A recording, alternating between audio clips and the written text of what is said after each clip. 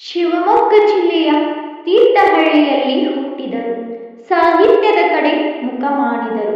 ಕನ್ನಡ ಸಾಹಿತ್ಯ ಸರಸ್ವತಿಯ ಮಣಿಮುಕುಟವೇ ಕುವೆಂಪು. ಇವರ ಕವಿತೆಗಳು ಕಿವಿಗೆ ಇಂಪು, ಮನಕ್ಕೆ ತಂಪು. ಕನ್ನಡವನ್ನು ಉತ್ತಿ ಬಿತ್ತಿ ಬೆಳೆಸಿದ ನೇಗಿಲ ಯೋಗಿ. ಪುಟ್ಟ ಮಕ್ಕಳ ಪ್ರೀತಿಯ ಬೊಮ್ಮನಹಳ್ಳಿಯ ಕಿಂದರಿ ಜೋಗಿ. ಸಿರಿಗನ್ನಡ ಸಾಹಿತ್ಯಕ್ಕೆ ಇವರೇ ಉದಯ ರವಿ. ರಾಮಾಯಣವನ್ನೇ ಕನ್ನಡದಿ ರಚಿಸಿದ ಧೀಮಂತ ಕವಿ. ಮನೆ ಮನಗಳಲ್ಲಿ ಕನ್ನಡದ ಹಣತೆ ಹಚ್ಚಿದ ರಸಋಷಿ.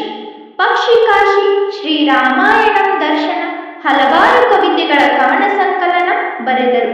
ಸಮನ್ವಯ, ಸೌಜನ್ಯದ ಕವಿ ಎಂದು ಪ್ರಸಿದ್ಧರಾದರು. ಜ್ಞಾನಪೀಠ, ಕೇಂದ್ರ ಸಾಹಿತ್ಯ ಅಕಾಡೆಮಿ ಹಲವು ಪ್ರಶಸ್ತಿಗೆ ಭಾಜನರಾದವರು. ಸಾಹಿತ್ಯ ಲೋಕದ ದಿಗ್ಗಜರು.